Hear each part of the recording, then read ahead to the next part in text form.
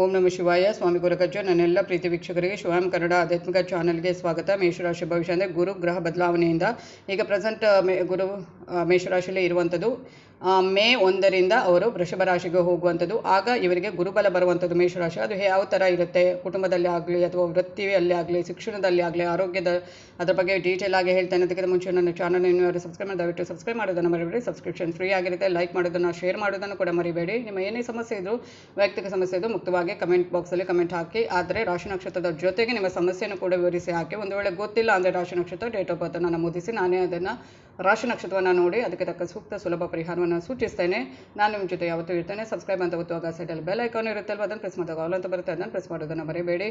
ಆಗ ನನ್ನ ಎಲ್ಲ ವಿಡಿಯೋ ನೋಟಿಫಿಕೇಶನ್ ನಿಮಗೆ ಪಟ್ ಅಂತ ಸಿಗುತ್ತೆ. ಹಾಗೆಯೇ ನಾನು ನಂಬಿದ ಶಿವದೇವರ ಹಾಗೂ ಕುರುಗು ಜೊತೆವಿದ ಆಶೀರ್ವಾದ ನಿಮ್ಮನ್ನು ಸದಾ ಕಾಪಾಡುತ್ತೆ ಅಂತ ಹೇಳ್ತಾ, ಮೇಷರಾಶಿಯವರಿಗೆ ಗುರು ನಿಮ್ಮ ಈಗ 2024 ಮೇ 1ರಂದು ಅವರು ವೃಷಭ ರಾಶಿಗೆ ಹೋಗುವಂಥದ್ದು. ಆಗ ಮೇಷರಾಶಿಗೆ ಗುರುಬಲ ಬರುವಂಥದ್ದು. ಅದು 2025 ಮೇ 13ರವರೆಗೆ ಇರುತ್ತೆ. 1 ವರ್ಷಗಳ ಕಾಲ ಇರುವಂಥದ್ದು. ಅಂದರೆ ಮೇಷರಾಶಿಗೆ ವೃಷಭ ರಾಶಿಯ ಗುರು ಸಂಚಾರವು ಚಂದ್ರರಾಶಿಯಿಂದ 2ನೇ ಮನೆಯಲ್ಲಿ ನಡೆಯುವಂಥದ್ದು. ಈ ಸಂಚಾರ 2024 ಮೇ 1ರಿಂದ 2025 ಮೇ 13ರವರೆಗೆ ನಡೆಯಲಿದೆ. ಈ ಸಂಚಾರದ ಸಮಯದಲ್ಲಿ ಗುರು ನಿಮ್ಮ 6ನೇ ಮನೆ, 8ನೇ ಮನೆ ಮತ್ತು 10ನೇ ಮನೆಯನ್ನು ನೋಡುವಂಥದ್ದು. ಹಾಗೆಯೇ ಮೇಷರಾಶಿ ಅಡಿಯಲ್ಲಿ ಜನಿಸಿದರೆ ಆರ್ಥಿಕ ಆಶೀರ್ವಾದ ವಿಸ್ತರಣೆಯ ಗ್ರಹವಾದ ಗುರು ನಿಮ್ಮ 2ನೇ ಮನೆಯಲ್ಲಿ ವೃಷಭ ರಾಶಿಗೆ ಸಂಚರಿಸುವಂಥದ್ದು. ಹಾಗೆ ನಿಮ್ಮ ಈ ಒಂದು 2ನೇ ಮನೆಯ ಮೇಲೆ ಪರಿಣಾಮ ಬೀರಿದಾಗ ನಿಮ್ಮ ಮಾತಿನಲ್ಲೇ ಕುಟುಂಬ, ಹಣ, ಆಹಾರ ಪದ್ಧತಿ, ಸ್ಪರ್ಧೆ, ಉದ್ಯೋಗ, ಸಾಲ ಇದರ ಬಗ್ಗೆಲ್ಲ ಯಾವ ಥರ ಇರುತ್ತೆ ಅಂತ ಅನ್ನೋದನ್ನು ನೋಡೋಣ. ಹಾಗೆಯೇ ಕುಟುಂಬ ಜೀವನ ಹೇಗಿರುತ್ತೆ ಅನ್ನೋದನ್ನು ನೋಡೋದಾದರೆ, ಅಂದರೆ ಈ ಒಂದು ಮೇಷರಾಶಿಯ ಮಹಿಳೆಯರ ಬಗ್ಗೆ ನೋಡೋದಾದರೆ, ಗಂಡನ ಮನೆಯವರೊಂದಿಗೆ ನಿಮ್ಮ ಸಂಬಂಧ ತುಂಬ ಉತ್ತಮಗೊಳ್ಳಬಹುದು ಮತ್ತು ಈ ಸಮಯದಲ್ಲಿ ನಿಮ್ಮ ಸಂಗಾತಿ ನಿಮ್ಮ ಎರಡೂ ಕುಟುಂಬಗಳ ನಡುವೆ ಹೆಚ್ಚಿನ ಶಾಂತಿ ಇರಬಹುದು. ನಿಮ್ಮ ಸಂಗಾತಿಯಿಂದ ನೀವು ಹೆಚ್ಚಿನ ಪ್ರೀತಿ ವಾತ್ಸಲ್ಯವನ್ನು ಹೊಂದಬಹುದು. ಒಳ್ಳೆಯ ಸುದ್ದಿ ಅಂದರೆ ಕುಟುಂಬದ ಸದಸ್ಯರಿಗೆ ಮದುವೆ ಏನೋ ಹುಡುಕಾಟ ಇದ್ದರೆ ಖಂಡಿತವಾಗ್ಲೂ ಅದು ಈ ಒಂದು ಸಮಯದಲ್ಲಿ ಮದುವೆ ಆಗುವಂಥದ್ದು ಮತ್ತು ಎಲ್ರಿಗೂ ಸಂತೋಷವನ್ನು ತರುವಂಥದ್ದು. ಹಾಗೆಯೇ ಆರೋಗ್ಯವನ್ನು ನೋಡಿದಾಗ ಸ್ವಲ್ಪ ಆರೋಗ್ಯದ ಬಗ್ಗೆ ಮಾತ್ರ ಜಾಗೃತಿ ವಹಿಸುವುದು ಒಳ್ಳೆಯದು. ಏನು ಅಂದರೆ ಉತ್ತಮ ಆರೋಗ್ಯನ ಕಾಪಾಡಿಕೊಳ್ಳಲು ಸಮತೋಲಿತ ಆಹಾರವನ್ನು ಈ ಒಂದು ಸಮಯದಲ್ಲಿ ಸೇವಿಸಿ. ಹಾಗೆಯೇ ಸಾಕಷ್ಟು ಹಸಿರು ತರಕಾರಿ ಹುನಾನುಗಳಿಂದ ಆರೋಗ್ಯಕರ ಆಹಾರವನ್ನು ಸೇವಿಸೋದ್ರಿಂದ ನಿಮ್ಮ ರೋಗ ನಿರೋಧಕ ಶಕ್ತಿಯನ್ನು ಹೆಚ್ಚಿಸಬಹುದು ಮತ್ತು ಹೆಚ್ಚು ಒತ್ತಡಕ್ಕೆ ಒಳಗಾಗದಿರಲು ಸ್ವಲ್ಪ ಪ್ರಯತ್ನಿಸಿದರೆ ಒಳ್ಳೆಯದು. ಆರೋಗ್ಯದ ಬಗ್ಗೆ ಸ್ವಲ್ಪ ಜಾಸ್ತಿ ಗಮನ ಕೊಡಬೇಕು. ಹಾಗೆಯೇ ಮತ್ತು ಏನು ನೆಕ್ಸ್ಟ್ ಪ್ರೀತಿ ಮತ್ತು ಮದುವೆ ವಿಷಯ ನೋಡೋದಾದರೆ, ಏನಾದರೂ ಮದುವೆಗೆ ವರ ಹುಡುಕ್ತಾ ಇದ್ದರೆ ಈ ಒಂದು ಸಮಯದಲ್ಲಿ ಮದುವೆ ಆಗುವಂಥದ್ದು.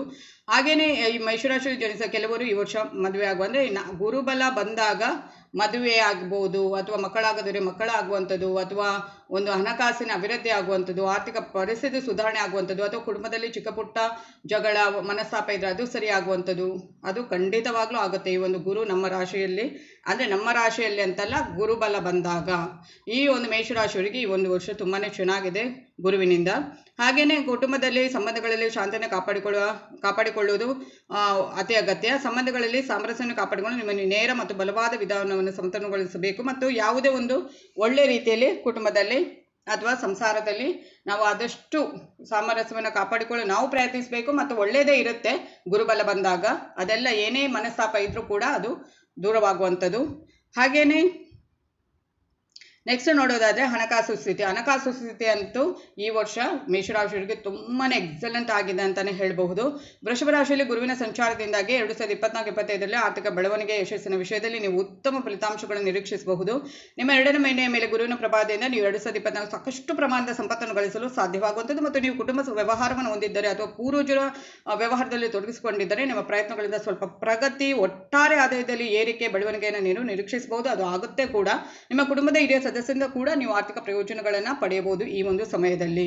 ಹಾಗೇನು ವೃತ್ತಿ ಭವಿಷ್ಯ ನೋಡೋದಾದರೆ 24-25ರಲ್ಲಿ ವೃಷಭ ರಾಶಿಯಲ್ಲಿ ಗುರುವಿನ ಸಂಚಾರದ ಸಮಯದಲ್ಲಿ ನಿಮ್ಮ ವೃತ್ತಿ ಜೀವನದಲ್ಲಿ ಸ್ವಲ್ಪ ಅಪಾಯಗಳನ್ನು ತೆಗೆದುಕೊಳ್ಳುವ ಧೈರ್ಯವನ್ನು ನೀವು ಹೊಂದಬಹುದು. ಆದರೂ ಅದು ನಿಮ್ಮ ಬೆಳವಣಿಗೆ ಮತ್ತು ಪ್ರಗತಿಗೆ ದಾರಿ ಮಾಡಿಕೊಡುವಂಥದ್ದು ಮತ್ತು ನೀವು ಹೊಸ ಆಲೋಚನೆಗಳಿಂದ ತುಂಬಿರಬಹುದು ಮತ್ತು ಅವುಗಳನ್ನು ಸಕಾರಾತ್ಮಕ ರೀತಿಯಲ್ಲಿ ಕಾರ್ಯಗತಗೊಳಿಸಲು ಸಾಧ್ಯವಾಗುವಂಥದ್ದು. ಅದು ನಿಮ್ಮ ವ್ಯವಹಾರ ವೃತ್ತಿಗೆ ಅದೃಷ್ಟವನ್ನು ತರುವಂಥದ್ದು. ನಿಮ್ಮ ಕೆಲಸದ ಸ್ಥಳದಲ್ಲಿ ನೀವು ಮುಕ್ತ ಮನೋಭಾವವನ್ನು ಹೊಂದಬಹುದು ಮತ್ತು ನಿಮ್ಮ ನಿರ್ಧಾರಗಳು ಹೆಚ್ಚು ಫಲಪ್ರದವಾಗುವುದು. ನಿಮ್ಮ ವೃತ್ತಿ ಜೀವನದ ಹಾದಿಯು ನೀವು ತೆಗೆದುಕೊಳ್ಳುವ ನಿರ್ಧಾರಗಳನ್ನು ಹೆಚ್ಚು ಏನು ಆಧರಿಸಿ ಎಂಬುದನ್ನು ಮಾತ್ರ ನೆನಪಿಡಿ. ಆದ್ದರಿಂದ ಬುದ್ಧಿವಂತಿಕೆಯನ್ನು ಆಯ್ಕೆ ಮಾಡಿ ಸಕ್ಸಸ್ ಖಂಡಿತ ಸಿಗುತ್ತೆ. ಶಿಕ್ಷಣ ನೋಡೋದಾದರೂ ಕೂಡ ತುಂಬಾ ಒಳ್ಳೆಯದು. ವಿದೇಶದಲ್ಲಿ ಏನಾದರೂ ಶಿಕ್ಷಣ ಮಾಡಬೇಕು ಅಂತ ಇದ್ದರೆ ಖಂಡಿತವಾಗ್ಲೂ ಅದು ಕೂಡ ಸಕ್ಸಸ್ ಆಗುವಂಥದ್ದು. ಸ್ಪರ್ಧಾತ್ಮಕ ಪರೀಕ್ಷೆಗಳಿಗೆ ತಯಾರು ಮಾಡ್ತಾ ಇದ್ದರೆ ಅದನ್ನು ಕೂಡ ಮಾಡಿ, ಖಂಡಿತ ಸಕ್ಸಸ್ ಆಗುತ್ತೆ. ಎಲ್ಲರಿಂದ ಕೂಡ ನಿಮಗೆ ಒಂದು ಒಳ್ಳೆಯ ಒಂದು ಮಾರ್ಗದರ್ಶನ ಮತ್ತು ಸಪೋರ್ಟ್ ಸಿಗುವಂಥದ್ದು ಖಂಡಿತವಾಗ್ಲೂ ತುಂಬ ಒಳ್ಳೆಯದಿದೆ. ಶಿಕ್ಷಣಕ್ಕೆ ವಿದೇಶಕ್ಕೆ ಕೂಡ ಉನ್ನತ ಶಿಕ್ಷಣಕ್ಕೆ ಹೋಗೋದಾದರೆ ಖಂಡಿತ ಹೋಗುವಂಥ ಅವಕಾಶ ಸಿಗುವಂಥದ್ದು. ಈ ಒಂದು ಆರೋಗ್ಯದ ಮತ್ತು ಕೆಲವು ಚಿಕ್ಕ ಪುಟ್ಟ ಸಮಸ್ಯೆ ಬರಬಹುದು ಇದ್ದರೆ ಅದಕ್ಕೆ ಪರಿಹಾರ ನೋಡೋದಾದರೆ ಪ್ರತಿದಿನ ನಿಮ್ಮ ಹಣೆಗೆ ಆದಷ್ಟು ಕೇಸರಿ ತಿಲಕವನ್ನು ಹಚ್ಚುವುದರಿಂದ ನಿಮಗೆ ಅದೃಷ್ಟ ಮತ್ತು ಸಕಾರಾತ್ಮಕ ಶಕ್ತಿ ಇನ್ನೂ ಹೆಚ್ಚು ಗುರುವಿನ ಒಂದು ಬಲ ಸಿಗುವಂಥದ್ದು. ಹಾಗೆಯೇ ಏನಾದರೂ ವಿಶೇಷವಾಗಿ ಅನಾಥ ಮಕ್ಕಳಿಗೆ ಅಥವಾ ದತ್ತಿ ಸಂಸ್ಥೆಗೆ ಅಥವಾ ಏನೋ ಒಂದು ಚಾರಿಟಿಗೆ ನಾವು ಏನಾದರೂ ಧನ ಸಹಾಯ ಮಾಡೋದಾದರೆ ಮಾಡಿದರೆ ತುಂಬಾ ಒಳ್ಳೆಯದು. ಹಾಗೆಯೇ ಗುರುವಾರದಂದು ಅಗತ್ಯವಿರುವವರಿಗೆ ಅಸಹಾಯಕರಿದ್ದ ಅವರಿಗೆ ಬೇಳೆಕಾಳು, ಬೆಲ್ಲ, ತುಪ್ಪವನ್ನು ನೀಡುವುದು ಕೂಡ ತುಂಬಾ ಒಳ್ಳೆಯದು. ವಿಷ್ಣು ದೇವರಿಗೆ ಸಿಹಿ ತಿಂಡಿಗಳನ್ನು ತಯಾರಿಸಿ ಅರ್ಪಿಸುವುದು ಮತ್ತು ಪ್ರಸಾದವಾಗಿ ಅದನ್ನು ಸೇವಿಸುವುದು ಆಧ್ಯಾತ್ಮಿಕ ನೆರವೇರಿಕೆ ಕಾರಣವಾಗಬಹುದು. ದೃಷ್ಟಿ ವಿಕಲಚೇತನರು, ಬಡವರು, ಅನಾಥ ಮಕ್ಕಳು ಪ್ರತಿ ತಿಂಗಳ ಗುರುವಾರ ಸಿಹಿ ತಿಂಡಿಗಳನ್ನು ನೀಡಿದರೆ ಇನ್ನೂ ಒಳ್ಳೆಯದು. ಪ್ರತಿ ತಿಂಗಳಿಗೊಮ್ಮೆ ಗುರುವಾರ ಅನಾಥರು ಮನೆಯಲ್ಲಿದ್ದವರಿಗೆ ದಾನ ಮಾಡಿದರೆ ತುಂಬಾ ಒಳ್ಳೆಯದು. ಈ ಥರ ಎಲ್ಲ ಮಾಡುವುದರಿಂದ ಇನ್ನೂ ಒಳ್ಳೆಯ ಒಂದು ಗುರುವಿನ ಅನುಗ್ರಹ ಸಿಗುತ್ತೆ ಅಂತ ಹೇಳಲಿಕ್ಕೆ ಇಷ್ಟಪಡ್ತೇನೆ. ಧನ್ಯವಾದಗಳು.